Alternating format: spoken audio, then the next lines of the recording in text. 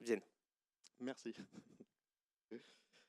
Alors oui, il s'agit de parler de calcul quantique, hein. Alors, n'ayez pas peur, il n'y a pas de prérequis technique particulier pour comprendre dans les grandes lignes au moins le sujet. Donc on va y aller progressivement. Et l'idée c'est d'introduire quand même quelques nouveaux principes, parce qu'à l'heure actuelle pour l'instant ça reste que très théorique. Je vais vous montrer qu'en fait ça ne l'est pas tant que ça. Je vais vous donner les outils pour pratiquer vous à la maison.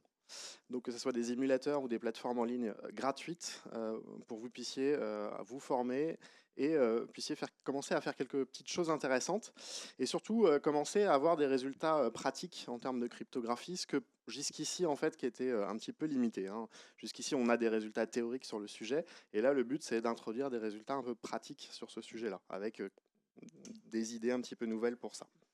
Donc on va parler des principes du calcul quantique, qu'est-ce que c'est un ordinateur quantique, comment ça fonctionne et comment on fait tourner des algorithmes dessus, comment on calcule.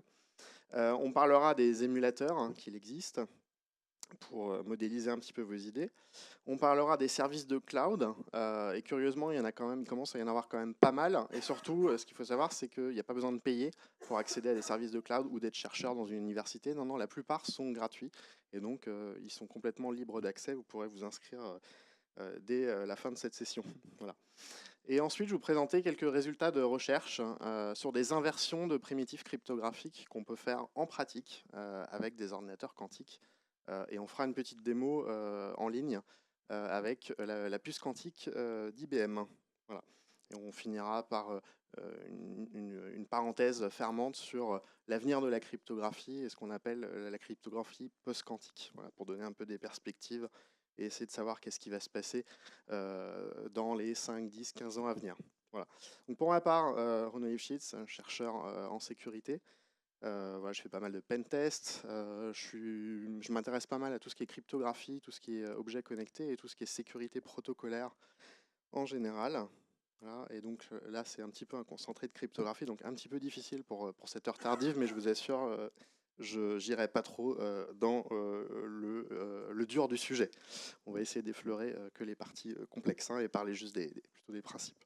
Alors justement, à propos des principes du quantique, qu'est-ce que c'est le quantique? Ben, c'est en fait une description un petit peu bizarre du monde microscopique. Dans le monde macroscopique, on a les lois de la physique classique qui s'appliquent, Newton et tout ça, ça marche très très bien. Dans le monde microscopique, ça marche beaucoup moins bien. Et on a des lois un petit peu bizarres. Alors bizarres, mais toujours est-il qu'elles se sont avérées toujours très très vraies à chaque fois qu'elles ont été mesurées ou qu'il y a des expériences dessus. Donc du coup, il faut bien considérer qu'elles existent telles quelles. Et du coup, typiquement, bah, les petits objets, hein, les photons, les atomes notamment, se comportent à la fois comme des particules et comme des ondes, hein. Et ça dépend de la façon essentiellement dont vous les mesurez. Si vous mesurez un objet comme une onde, bah, il va se comporter comme une onde. Vous allez le forcer à se comporter comme une onde. Et si vous mesurez un objet comme une particule, bah, vous allez le forcer à se comporter comme une particule. Et donc, il aura une position et une vitesse comme une particule bien identifiée. Donc, en fait, la façon dont vous faites la mesure va influencer le résultat de la mesure et surtout bah, la nature de ce que vous mesurez même, hein. C'est ça qui est assez rigolo. Voilà. Sinon, dans le monde microscopique, il n'y a pas de mesure physique à proprement parler. Une particule microscopique, quand elle naît, elle n'a pas de position, elle n'a pas de vitesse, elle n'a pas de phase, elle n'a pas de spin, etc., hein. En fait, elle est dans toutes ses positions à la fois, dans toutes ses caractéristiques à la fois, hein. Et donc, vous avez ce qu'on appelle une onde de probabilité, hein. Tout ça pour dire que, en fait, votre particule, elle a toutes les chances d'être plus, elle a toutes les chances d'être moins, elle a toutes les chances d'être à tel endroit ou à tel autre. Et c'est au moment de la mesure, vous allez forcer la particule à prendre une valeur physique en termes de position, en termes de vitesse, en termes de phase, en termes de spin. Et du coup, c'est à ce moment-là qu'elle va prendre des valeurs physiques. Mais lors de la création, hein, la particule n'a pas de propriétés physiques et de mesures physiques à proprement parler. Ça, c'est dans le monde microscopique. Voilà. Alors, ça paraît peut-être un petit peu bizarre et ça paraît peut-être difficile d'utiliser ces lois-là, mais pour autant, c'est grâce à ça en fait qu'on va pouvoir faire des choses intéressantes. Alors, vous connaissez le bit informatique. En quantique, on a ce qu'on appelle le qubit. Le qubit, c'est l'équivalent du bit informatique, sauf que on va pouvoir manipuler du coup des valeurs qui sont à la fois à 0 et à 1. Un ordinateur quantique, un ordinateur classique va manipuler un bit, c'est soit 0, soit 1, donc deux possibilités. Un ordinateur quantique, lui, va savoir manipuler un qubit qui est à la fois du 0 et à la fois du 1, c'est-à-dire en fait une particule qu'on peut à la fois mesurer en plus ou en moins, hein, selon la mesure qu'on fait, c'est-à-dire qu'il y a 50% du 0 et 50% du 1. Et si on arrive à faire un algorithme qui va calculer sur ces qubits, bah, du coup, en fait, l'algorithme il va s'appliquer à toutes les valeurs possibles des paramètres d'entrée et il va vous donner toutes les valeurs possibles des valeurs de sortie. Et c'est pour ça qu'on dit que le calcul quantique fonctionne en parallèle, hein, puisque en fait, vous calculez avec toutes les valeurs possibles d'entrée de votre programme. Donc vous n'avez pas besoin de le relancer plusieurs fois, vous le lancez qu'une seule fois, hein, en gros, et vous avez tous les résultats possibles. Il a envisagé, entre guillemets, toutes les entrées possibles. Et donc typiquement, imaginez par exemple un déchiffrement à faire, et vous passez la clé en paramètres. Bah là, vous n'avez plus à passer la clé en paramètres, il va supposer toutes les clés d'un coup, il va faire tous les déchiffrements possibles, et vous allez juste avoir à isoler la bonne réponse parmi tous les résultats. Mais en fait, vous avez juste à faire tourner une seule fois votre algorithme. Donc c'est assez magique.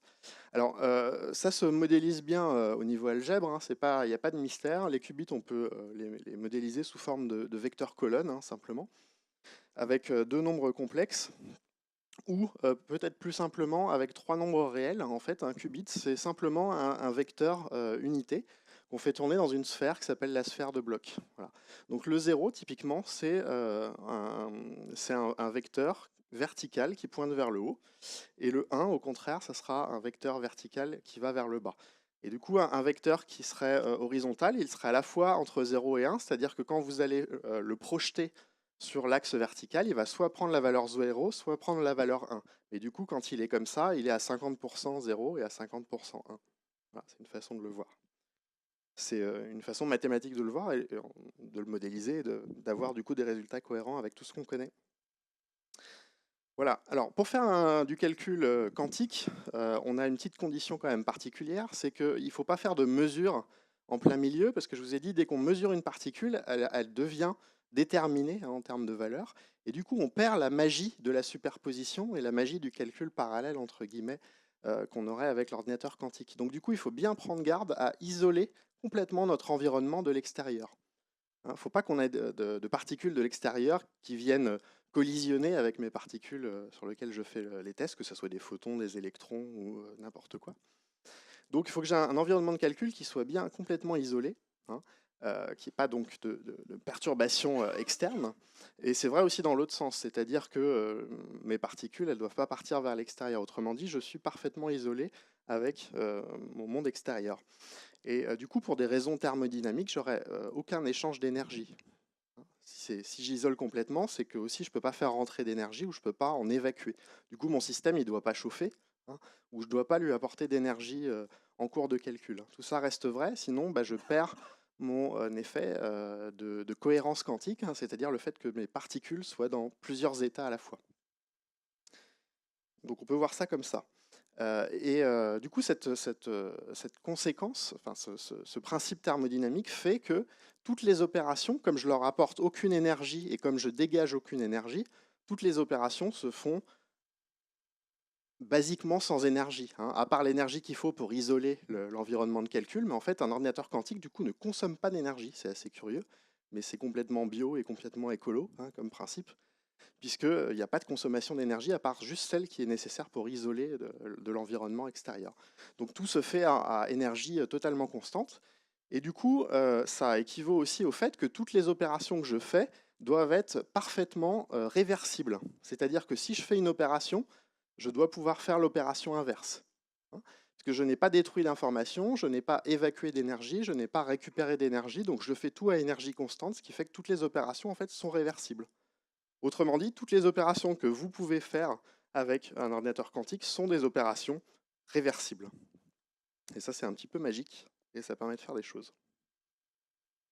Alors, dans les opérations réversibles que vous connaissez, le et, typiquement, ce n'est pas une opération réversible. Quand vous faites un et booléen entre deux valeurs, vous avez un résultat. À partir de ce résultat-là, vous ne pouvez pas remonter aux deux entrées. Donc le et, ça ne va pas être une opération réversible, donc ça ne va pas être possible sur un ordinateur quantique, hein, de faire un et. Par contre, vous pensez à un non, un not. Oui, un not, c'est parfaitement réversible, on sait faire l'opération et son inverse. Donc, en fait, il y a une porte qu'on note x, hein, qui est simplement de faire une rotation autour de l'axe des X, hein, sur la sphère qu'on avait vue, et donc qui permet de passer de 0 à 1, et de 1 à 0, bah, c'est l'équivalent de la porte note qu'on note X.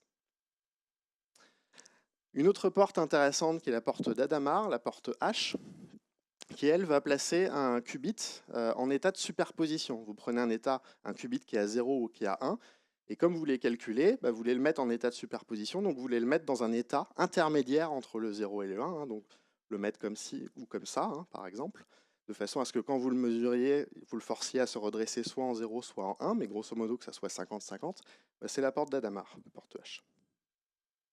Donc il y a une porte qui est réversible aussi.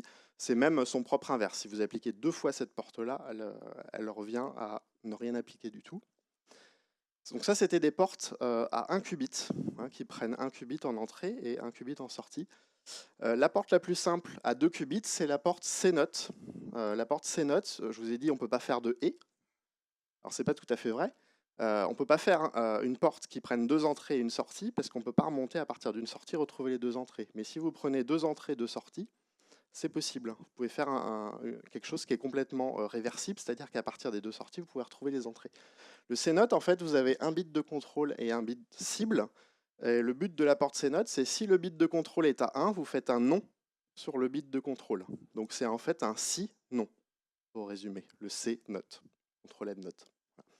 Et vous avez une généralisation des portes C-note qu'on appelle les portes de Toffoli, quand vous avez plusieurs bits de contrôle. Donc en fait, un si Q1, si Q2, alors je fais un non sur Q3. Voilà. Donc ça, c'est la porte la plus simple à 2 qubits. Pardon de vous interrompre, mais merci de ne pas toucher l'écran.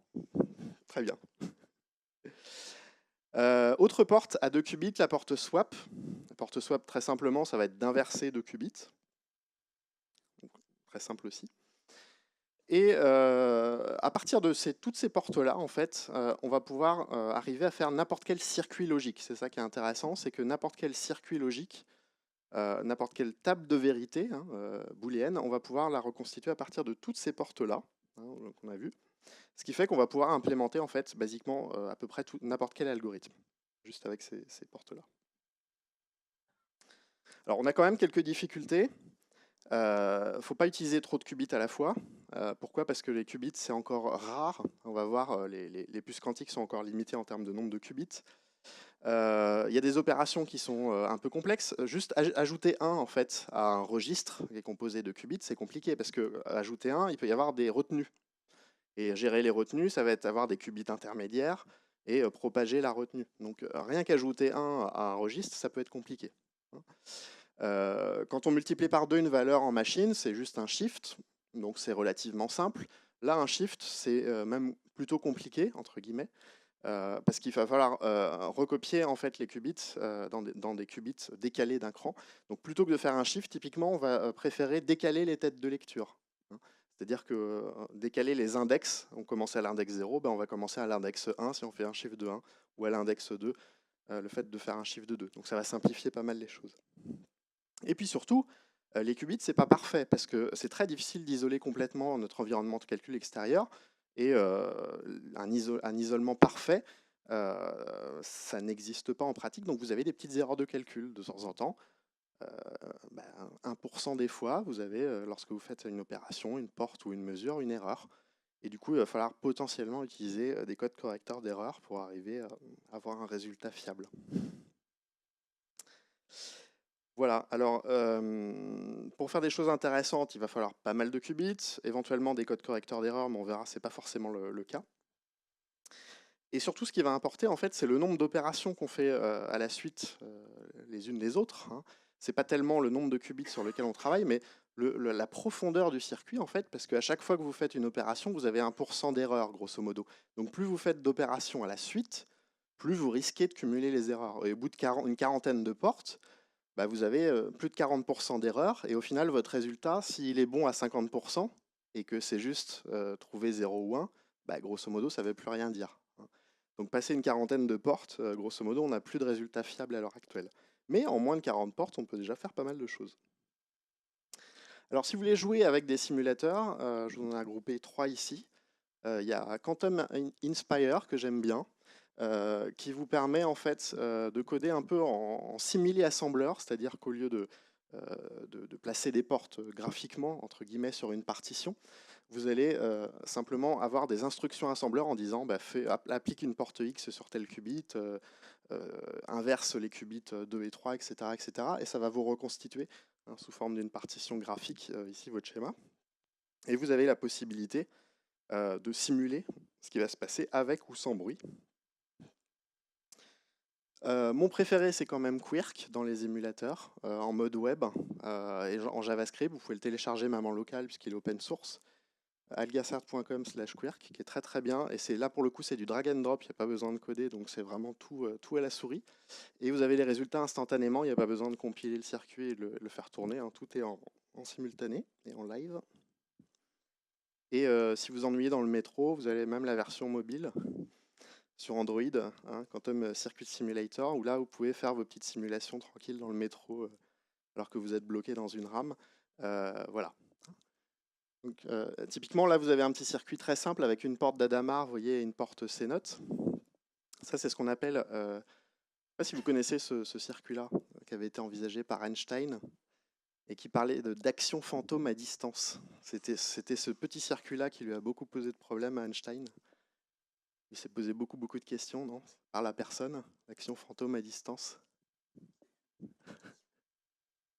Voilà, on me souffle l'intrication à juste titre, effectivement. Donc là, il s'agit de mettre le premier qubit dans un état de superposition avec la porte d'Adamar. Hein, donc on le met à 50% à 0, 50% à 1. Et ensuite, selon le sort de ce qubit-là, on va faire un nom sur le deuxième qubit.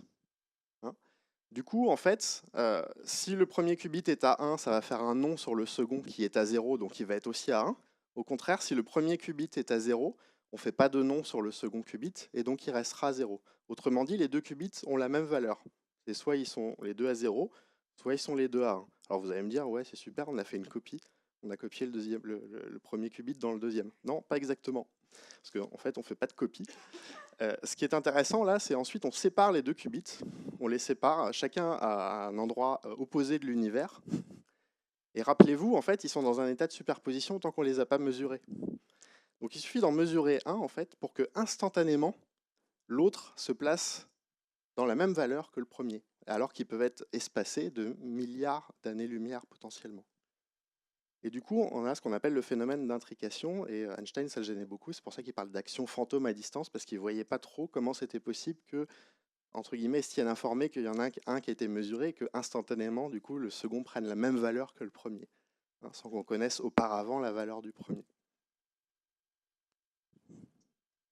Voilà, vous avez une plus grande liste de simulateurs, mais bon, je vous ai mis les trois que je préférais. Mais sinon, il en existe plusieurs dizaines, si vous voulez aller voir davantage, hein, explorer davantage. Alors, c'est bien les simulateurs, mais c'est encore mieux quand vous pouvez calculer en vrai. Donc là, je vous ai regroupé sur cette slide-là. Vous trouverez ça nulle part ailleurs. Les 5 services cloud accessibles aujourd'hui aux particuliers gratuitement. Donc sur ces 5 services-là, vous pouvez vous inscrire et jouer avec des vraies puces quantiques pour le coup. Alors j'avais fait il y a 4 ans une première présentation où j'avais fait une démonstration sur l'ordinateur quantique de Bristol. Alors c'était 2-3 qubits, hein, ça va pas bien loin. Mais j'avais montré qu'on pouvait faire des additions en parallèle sur ce système-là. Depuis, il y a eu pas mal de progrès, hein, on n'en est pas à 2-3 qubits. Il y a le géant chinois Alibaba, donc l'équivalent de notre Google, mais Alibaba, c'est pareil, ils font un peu tout. Ils se sont lancés aussi sur le cloud quantique, donc ils proposent une puce quantique à 11 qubits. Alors, un peu compliqué à utiliser leur système, ceci dit, pas très naturel. Il y a IBM qui a fait sans doute le système le plus user-friendly. Donc si vous voulez démarrer, c'est probablement sur IBM, ça sera le plus simple, IBM Q Experience, qui vous propose des calculs jusqu'à 14 qubits et 20 qubits pour les clients privés. Donc, vous avez entendu, il faut payer, mais gratuitement, vous avez accès jusqu'à 14 qubits. Rigetti qui propose des calculs à 19 qubits gratuitement, et puis pour les clients un peu plus, a priori il sortirait du 128 d'ici très peu de temps. Et sinon D-Wave, D-Wave qui est une société canadienne qui a été notamment mandatée par la NASA. Par contre, société assez décriée parce que D-Wave propose une puce quantique à 1000 qubits, et même ils en ont derrière à 2000 et 4000. Alors, il y a beaucoup plus de qubits, mais ce ne sont pas des puces qu'on appelle universelles, c'est-à-dire qu'on ne peut pas faire tourner n'importe quel problème dessus, hein, contrairement aux autres, où on peut modéliser n'importe quel circuit. Ici, D-Wave permet juste de faire de l'optimisation de fonctions, hein. Donc vous voulez optimiser des fonctions avec plein de paramètres, vous cherchez la valeur des paramètres pour obtenir le minimum ou le maximum de la fonction. Bah oui, c'est parfaitement adéquat. D'ailleurs, il y a Volkswagen et la NASA, hein, qui se servent de l'ordinateur de D-Wave pour gérer par exemple des problèmes de bouchons dans une ville, hein, donc de l'optimisation numérique. Oui, ça marche. Par contre, vous ne pouvez pas faire de la crypto typiquement, ou beaucoup plus difficilement sur ce genre de puces. C'est ce qu'on appelle des puces adiabatiques, donc pas universelles, hein. On ne peut pas modéliser absolument tout ce qu'on veut dessus, uniquement pour faire de l'optimisation. Un type un petit peu différent, on va dire. Alors, on va rentrer dans le vif du sujet sur qu'est-ce qu'on peut faire en termes de crypto avec ces puces quantiques et ces services de cloud quantique. Alors déjà, il y a des petites optimisations, des petites astuces qu'on peut faire. Là, il s'agit par exemple d'étudier une P-box. Je ne sais pas si vous connaissez ce que c'est une P-box. Une P-box, c'est une primitive cryptographique qui va appliquer une permutation à un ensemble de bits. Donc on a un ensemble de bits en entrée, on va voir un ensemble de bits permutés en sortie. L'idée pour reverser la P-box, c'est-à-dire inverser l'opération cryptographique, ça va être de décomposer la permutation en permutation simple, c'est-à-dire en permutation de deux éléments, hein. N'importe quelle permutation, vous pouvez la décomposer en permutation de deux éléments, et c'est une composition de permutation de deux éléments. C'est comme au Rubik's Cube, hein, pour reconstituer un Rubik's Cube, vous avez une composition de différentes permutations qui vous permet d'arriver à une permutation complexe qui est de celle de la résolution du Rubik's Cube. C'est exactement la même chose. Donc, la méthodologie, hein, pour reverser une P-box, c'est de décomposer en permutations simples. Ensuite, des permutations, c'est quoi au niveau quantique? C'est utiliser des portes swap. C'est simplement inverser 2 qubits. Sauf que des portes swap, ce n'est pas des choses qu'on trouve dans des puces quantiques. Et la petite astuce, donc, c'est du coup de voir qu'une porte swap, c'est l'équivalent de 3 portes C-note qui sont tête bêche. Et du coup, les portes C-note, c'est l'opération la plus simple à 2 qubits, donc c'est une primitive que vous trouvez sur toutes les puces quantiques. Et donc, avec 3 portes C-note tête bêche, vous faites un swap, et avec un ensemble de permutations simples, vous faites une permutation complexe. D'accord ? Ensuite, puisque ces opérations-là sont réversibles, bah, il suffit de lire le circuit à l'envers. C'est-à-dire que vous avez appliqué la permutation en déroulant votre circuit. Bah, comme toutes mes opérations sont réversibles, je peux très bien exécuter le programme à l'envers. Et du coup, je vais partir de mon résultat de sortie et réobtenir mon résultat d'entrée. Et ainsi, ben voilà, j'ai inversé ma P-box. Donc c'est une méthodologie pour inverser une P-box universelle. Voilà.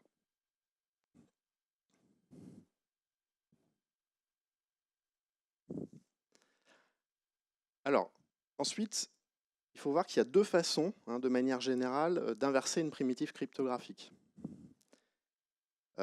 Une première façon, c'est justement de coder, d'implémenter un circuit dans lequel toutes les portes sont réversibles, et du coup votre circuit, il suffit de le lire à l'envers, comme on vient de le faire, pour inverser la fonction. Donc ça, c'est une méthodologie un petit peu nouvelle. On n'a pas l'habitude de coder un programme dans lequel chaque ligne du programme soit réversible. Parce que quand vous faites A égale 5 dans un programme, vous avez détruit la valeur de A, et vous savez pas retrouver ce qu'il y avait avant la valeur 5 dès que vous affectez une variable. Là, l'idée, c'est de faire que des opérations réversibles.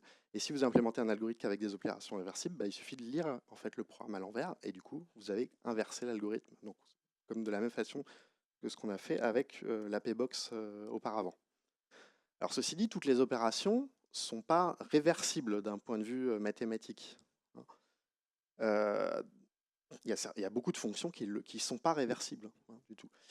Là, on peut utiliser des petites astuces ensuite si une fonction n'est pas réversible, c'est-à-dire, par exemple, vous avez plusieurs antécédents pour la même image, par exemple. Ben, on peut envelopper la fonction, c'est-à-dire rajouter des qubits en entrée ou en sortie pour que ça le devienne. C'est-à-dire, on essaye de désambiguiser les doublons, hein, en rajoutant des qubits en entrée ou en sortie. Donc on arrive toujours, en rajoutant des qubits en entrée ou en sortie, à rendre une fonction réversible, hein. C'est ce qu'on appelle envelopper une fonction. Et du coup, on va avoir des qubits, entre guillemets, temporaires, ancilia qubits en anglais, Et ces qubits temporaires-là, bah, ils vont rester à la sortie, mais c'est pas grave, on s'en sert pas. En plus du résultat, il y aura des qubits temporaires. Voilà. S'il n'y en a pas beaucoup, c'est pas gênant, parce qu'on peut même, quand on voudra inverser la fonction, bah, tester toutes les valeurs possibles de ces qubits temporaires. S'ils sont très peu nombreux devant le nombre de qubits de la sortie, on peut tester toutes les valeurs. Imaginez, vous avez 2 qubits temporaires en plus de votre résultat. Vous avez besoin d'inverser le résultat. Le problème pour inverser le résultat, c'est qu'il faut avoir toutes les qubits de sortie, dont les 2 qubits temporaires. Bah, vous avez 4 possibilités pour 2 qubits temporaires. Soit c'est 0, 0, soit c'est 0, 1, soit c'est 1, 0, soit c'est 1, 1. Donc du coup, ça vous fait 4 circuits à exécuter et vous êtes certain d'avoir inversé votre algorithme. Donc si les qubits temporaires sont très peu nombreux devant les qubits de sortie de votre résultat, ça marche toujours. Et du coup, vous avez inversé une fonction qui n'est pas réversible. Donc c'est ça qui est sympa. L'autre méthode, mais qui est une méthode qui est connue, mais pour l'instant qui n'est pas applicable parce qu'elle est très consommatrice de portes, c'est de faire ce qu'on appelle un oracle de Grover. Alors ça commence à être des gros mots quantiques. L'oracle de Grover, en fait, c'est un algorithme purement quantique, je ne l'ai pas inventé, hein, ça existait depuis bien longtemps, qui permet de faire une recherche parmi un ensemble de données. Une recherche parmi un ensemble de données non triées, donc vous avez n données, hein, par exemple une liste avec des données, une liste non triée, et l'oracle de Grover est capable de vous trouver la bonne valeur, celle qui vous convient, donc c'est à vous de dire quels sont vos critères, en seulement racine de n opérations. Là où normalement l'ordinateur le meilleur le ferait en n sur 2 opérations, parce qu'il faut parcourir en moyenne la moitié de la liste avant d'avoir 50% de chance de trouver la valeur. L'oracle de Grover est capable de lire plusieurs valeurs à la fois en parallèle, grosso modo, et d'arriver à vous trouver votre bonne valeur en racine de n opérations. Et c'est une façon aussi d'inverser le résultat, mais en racine de n opérations.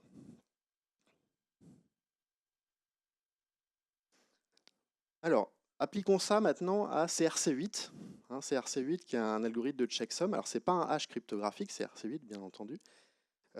Mais c'est relativement intéressant de le faire quand même, puisque ça va être une des plus simples primitives qu'on peut implémenter en vrai sur un ordinateur quantique et sur lequel on peut vraiment faire de l'exécution. Alors l'idée, c'est de faire une implémentation de CRC8 un petit peu naïve, d'essayer de la simplifier éventuellement. On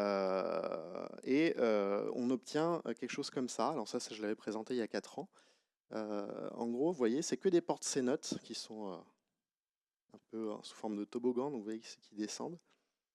Là, vous avez 8 qubits en entrée, 8 qubits temporaires, et vous avez votre résultat en sortie ici. Voilà.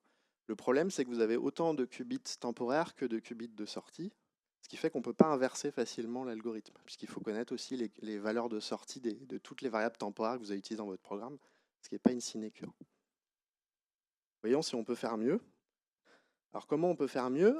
Simplement en essayant de fabriquer une table booléenne, une table de vérité. Si vous vous rappelez ce que vous avez fait au collège, lycée peut-être, table de vérité de la fonction, avec toutes les entrées, toutes les sorties. Et l'idée, c'est ensuite d'essayer de simplifier cette table de vérité avec des et des ou pour en fabriquer une fonction booléenne. Et de cette façon-là, vous n'aurez plus de qubits intermédiaires, de qubits de variables intermédiaires. Et du coup, on peut, à l'aide d'un framework qui s'appelle RefKit, qui est fait par des Suisses, l'idée, ça va être d'utiliser ce framework-là, pour trouver une fonction réversible qui donne cette table de vérité. Et voilà ce qu'on obtient. Alors, ce qui est intéressant, c'est que c'est optimal. Donc, on peut montrer que c'est le circuit le plus efficace, le plus petit, optimal pour reverser CRC8, et il est composé uniquement de 12 portes CNOT. Avec 12 portes CNOT et aucun qubit intermédiaire, vous inversez totalement l'algorithme CRC8. Donc voilà l'algorithme vu dans Quantum Inspire. Le voilà sous forme de partition. Donc là, vous mettez votre entrée de l'algorithme. En fait, ça sera la sortie de CRC8. Donc par exemple, on veut inverser la sortie 0, 1, 0, 1, 0, 0, 0, 0. Là, vous avez le circuit avec les 12 portes CNOT. Et ensuite, vous faites vos mesures à la sortie. Et vous allez retrouver l'entrée du CRC. Donc, vous avez inversé votre CRC8, autrement dit. Voilà ce que ça donne donc quand on simule le circuit avec 12 portes. Alors, dans une situation parfaite, c'est-à-dire c'est une simulation sans bruit. Donc, ça donne 100% des fois la valeur 1,000,1,1,1,0, voilà, qui est la bonne valeur, hein. Si vous avez un doute, vous pouvez faire le calcul de CRC par vous-même. Voilà, quand on rajoute du bruit, hein, donc quand on considère que c'est pas parfait et qu'il y a des erreurs dans les mesures, dans les portes, etc. Donc vous avez effectivement quelques valeurs parasites, mais grosso modo 92% des fois vous mesurez la bonne valeur. C'est ce qui est quand même pas trop mal. Et je vous propose de faire l'expérimentation en live sur l'ordinateur d'IBM, hein, la puce quantique d'IBM. Donc voilà le programme en Python dans le framework Qiskit, qui est le framework recommandé par IBM. Voilà donc le circuit, hein. On prend donc cette valeur ici de CRC, donc 0, 1, 0, 1, 0, 0, 0, notre circuit d'inversion, et ensuite on va faire des mesures sur les qubits et on va lancer ce petit programme-là en espérant. L'ordinateur d'IBM, hein, il y a du monde, hein, je ne suis pas le seul dessus, donc il y a une file d'attente hein, potentiellement de gens qui ont lancé leurs calculs. Voilà, donc je vais lancer sur une puce qui s'appelle IBM Q16 Melbourne, hein, qui est en fait à 14 qubits. Vous voyez, donc le calcul s'initialise ici. Vous avez la valeur en simulation, qui est la bonne valeur. Et comme on a des erreurs sur une puce quantique, il faut toujours lancer le calcul plusieurs fois. Et traditionnellement, IBM vous recommande de le lancer 1024 fois. Donc en fait, on fait 1024 tirages avec le même programme. Donc c'est initialisé, c'est mis en file d'attente. Donc je vous propose qu'on avance dans la présentation et puis on reviendra. J'espère qu'il sera sorti de la file d'attente, hein. C'est-à-dire qu'il n'y aura plus personne devant nous et que du coup, on aura les résultats. Voilà donc le programme.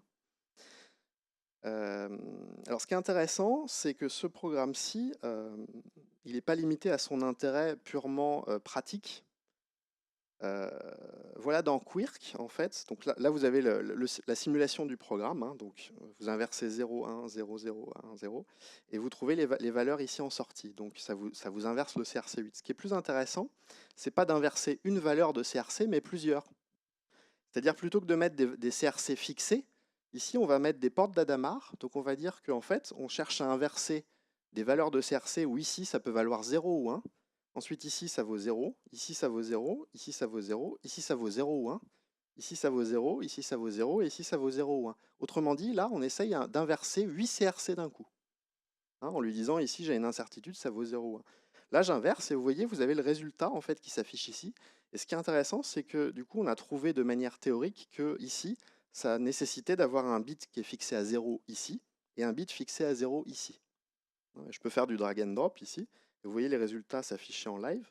C'est-à-dire que ça permet de trouver des similarités entre les valeurs d'entrée pour certaines familles de valeurs de sortie, hein, des contraintes, autrement dit, sur la valeur d'entrée des bits à inverser sur le CRC8. Donc c'est relativement aussi intéressant pour étudier les résultats de manière théorique.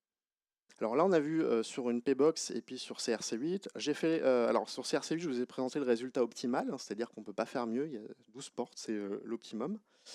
Je vous ai montré la méthodologie pour des P-Box. Je me suis amusé à faire la même chose sur des S-Box, les S-Box d'AES. Donc cette fois-ci, S-Box, c'est une substitution, hein, je substitue des bits par d'autres en entrée et j'ai une sortie. Voilà le descriptif de la S-Box d'AES, donc je vous laisse le lire, mais ce n'est pas l'objet du débat, hein. Ceci dit, vous trouverez une description précise sur Wikipédia. Et voilà le circuit, par contre, assez complexe, et là c'est tout petit, parce que là c'est très difficile de trouver l'optimum. En tout cas, j'ai pas trouvé l'optimum. Je sais que le circuit requiert au moins 14 portes de profondeur, hein, pour arriver à inverser la S-Box d'AES, ce qui est plutôt une bonne nouvelle. Ça veut dire qu'il n'y a pas de biais, hein, dans la S-Box d'AES et qu'on ne peut pas la modéliser entre guillemets simplement ou l'inverser simplement, ce qui est plutôt une bonne chose. Et donc j'ai trouvé un circuit qui nécessite quand même 281 portes Polix, CNOT et Toffoli.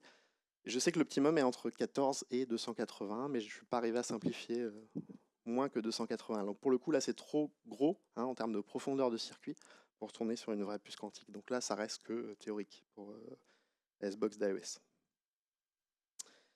Voilà, une autre idée peut-être à poursuivre, hein, mais là encore, les capacités des calculateurs sont un petit peu limitées. Ça serait d'arriver à faire du déchiffrement de messages donc chiffrés avec des masques jetables, hein, de type XOR. Si on fait simplement la remarque qu'un message en anglais, c'est un message en ASCII, et donc pas en ASCII étendu, hein, et un message en ASCII, donc ce sont des caractères ASCII entre 0 et 127. Et donc ça veut dire que le bit de poids fort de chaque caractère d'un message en clair est à 0. Autrement dit, vous pouvez utiliser un oracle de Grover, hein, qui vous fasse tous les déchiffrements en parallèle, donc codez juste l'algo XOR pour inverser le chiffrement. Alors, le problème, c'est de retrouver le clair dans tout ça. Et le clair, vous le faites avec un algorithme de Grover en fait, qui fait un et sur tous les bits de poids fort du supposé message en clair. Et si tous les bits de poids fort sont à 0, bah, vous trouvez que des caractères ASCII en sortie de vos circuits, et donc probablement que des lettres, hein, anglaises en sortie. Donc ça donne une nouvelle approche pour faire du déchiffrement XOR par oracle, sans supposition sur la clé, aucune. Voilà, alors si on résume un peu les différentes menaces, vous avez deux grandes familles de menaces sur les systèmes actuels. Sur tout ce qui est cryptographie symétrique, le meilleur algorithme à l'heure actuelle pour trouver une clé d'un algorithme symétrique, c'est l'algorithme de Grover. Et l'algorithme de Grover, je vous ai dit, c'est une recherche en racine de n. Il n'y a pas mieux que ça. C'est-à-dire qu'on a démontré que c'était l'optimal. Autrement dit, rechercher un espace de clé en racine de n, ça équivaut en fait à diviser la taille de la clé par 2. C'est-à-dire qu'aujourd'hui, AES 128 est réduit à un AES 64, autrement dit, hein, si on utilise un ordinateur quantique. Et on sait casser du 64 bits puisque c'est le plus grand record, hein, en termes de cassage de clés symétriques, hein, c'est 64 bits précisément. Donc avec un ordinateur quantique, on serait supposément capable de casser de l'AES 128. Mais la conséquence de ça, c'est qu'il suffit de doubler toutes les tailles de clés. C'est-à-dire qu'aujourd'hui, si vous utilisez de l'AES 128, vous doublez votre taille de clé, comme ça vous utilisez de l'AES 256. Comme l'algorithme de Grover est optimal, en fait, vous resterez toujours en delà de toutes les attaques quantiques possibles. Donc il suffit simplement de doubler toutes vos tailles de clés symétriques et vous restez complètement hors de portée de toutes les attaques quantiques actuelles ou à venir. C'est ça qui est bien. C'est plutôt rassurant. Par contre, pour la symétrique, c'est un petit peu différent, parce que pour la symétrique, vous avez un algorithme qu'on appelle l'algorithme de Shor. Je ne vais pas le détailler, parce que c'est assez complexe. Je vais intervenir des transformés de Fourier, notamment, et puis un peu de théorie des nombres. Mais grosso modo, ce qu'il faut savoir, c'est que l'algorithme de Shor, lui, il est polynomial. Ça veut dire que quand vous doublez votre taille de clé RSA, grosso modo, vous avez juste à doubler la taille de circuit de l'attaquant pour arriver à casser la clé. Et là, c'est un petit peu embêtant. Parce que normalement, quand on cherche à doubler une taille de clé, c'est qu'on veut de manière exponentielle rendre complexe le cassage. Or là, si l'attaquant il a juste aussi à doubler la taille de ses capacités lorsque vous doublez la taille de clé, c'est une course un peu sans fin. Et au final, il n'y a malheureusement pas de solution quand vous utilisez des cryptosystèmes asymétriques. Tout est cassé by design, parce qu'en fait, l'attaque est aussi performante, on va dire, que la défense, hein, malheureusement. Donc là, c'est d'utiliser un algorithme post-quantum, la solution. Alors, parlons de post-quantum, on en est où? Vous avez un site qui est super bien, qui s'appelle qubitcounter.com, qui vous retrace un peu au jour le jour tous les records. Alors, qui a le record et à combien de qubits il en est, avec les différentes dates. Alors, il y a 4 ans, on n'avait pas ça, et donc on ne savait pas du tout comment ça évoluait. Et il y avait des spéculations de savoir est-ce que ça évoluait linéairement, est-ce que ça évolue de manière exponentielle. Je ne vous fais pas patienter plus longtemps. Voilà, j'ai reporté les points sur un graphique. Je crois que c'est assez clair que c'est exponentiel. Autrement dit, on a une sorte de loi de Moore, hein, comme on parle en informatique classique, c'est-à-dire qu'on a un doublement tous les 18 mois. Hein, ça, c'était la loi de Moore. Bon, là, c'est pas tous les 18 mois, mais ce qui est important de voir, c'est qu'on a clairement une courbe exponentielle. Et donc, c'est pas une progression linéaire, hein. Autrement dit, on va très très vite probablement monter dans les milliers de qubits et donc avoir la puissance nécessaire en pratique pour casser du RSA ou pour casser de l'AES ou d'autres systèmes cryptographiques, on va dire, un peu sérieux. Voilà. Donc du coup, il est urgent de se pencher sur les alternatives. Les alternatives, il y a 6 familles d'algorithmes cryptographiques pour les alternatives, hein, donc c'est ce qu'on appelle la post-quantum crypto. Et vous avez une conférence annuelle qui est dédiée au sujet. Ça sera sa 10e édition en 2019 et elle aura lieu en Chine, voilà, sachant que cette année c'était aux États-Unis. Voilà, donc il est urgent d'avoir des solutions et pour l'instant il y a une solution, on va dire, en vogue pour les systèmes asymétriques, parce qu'on sait que le symétrique au final ça sera résistant, donc on peut continuer à utiliser du symétrique en doublant les tailles de clés. Par contre pour la symétrique on n'a pas vraiment de solution de remplacement. La plus sérieuse c'est NTRU, hein, NTRU qui est un algorithme qui permet de faire du chiffrement et de la signature électronique, qui pour l'instant résiste à toutes les attaques, mais ça ne veut pas dire qu'il est résistant aux attaques quantiques, ça veut dire que pour l'instant on ne sait pas le casser avec, malheureusement, on n'a pas de preuve que ça soit post-quantum resistant. Et du coup, c'est probablement un des successeurs de RSA ou de DSA ou d'Elgamal, hein, tout ce qui est asymétrique. Voilà, je vous remercie beaucoup pour votre attention et puis je vais prendre 2-3 questions. Je précise juste très rapidement, ça sera vraiment 2-3 questions parce qu'on est un peu Vite fait. beaucoup serré par le temps. Où est passé le cube? Ah, là-bas. J'en profite juste, tant qu'à faire, hein, pour poser une question. Sauf erreur de ma part, Groover s'implique aussi sur les algorithmes de hash.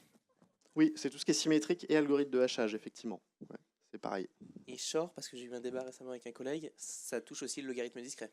Tout à fait. Shor, c'est tout ce qui est asymétrique, donc c'est factorisation et logarithme discret essentiellement, effectivement. Donc échange de clés notamment. Diffie-Hellman est touché par Shor, typiquement. Et même, en fait, pour être plus précis, même le logarithme discret est plus facile à casser que RSA. Et c'est pour ça que la NSA en fait, avait déconseillé pour les entreprises de passer par des courbes elliptiques avant de passer à la post-quantum crypto. Ça ne veut pas dire qu'ils savent le casser, ça veut dire qu'en fait, ça ne vaut pas l'investissement de passer par un système plus faible avant de passer à du plus fort. Parce qu'au jour d'aujourd'hui, les courbes elliptiques, c'est plus fort que du RSA, hein, au jour d'aujourd'hui. Par contre, dans le mode post-quantique, ça sera moins fort. C'est ça qui est très drôle, c'est que c'est un système qui est plus fort à l'heure actuelle, mais qui sera plus facile à casser dès qu'on aura des systèmes quantiques. Donc ça dépend dans quelle ère on se place. Si on se place dans l'ère, on n'a pas encore d'ordinateur quantique, ou si on se place dans l'ère, on a un ordinateur quantique. Et la difficulté se renverse complètement, en fait. C'est ça qui est drôle. Oui, bonsoir, merci pour la présentation. Pour l'oracle de Grove, en fait, ce qu'il faut lui fournir, du coup, c'est une espèce de fonction d'évaluation booléenne, c'est ça? Exactement, c'est une boîte Ok. noire qui va dire oui ou non, est-ce que c'est la valeur qui m'intéresse, avec juste des si sur l'ensemble des bits. Exactement. Et cette boîte noire, vous pouvez l'utiliser, peu importe la boîte noire, l'algorithme est toujours le même et nécessite racine de n fois la boîte noire, l'évaluation de la boîte noire, pour vous trouver la bonne valeur parmi une liste non triée. C'est exactement ça.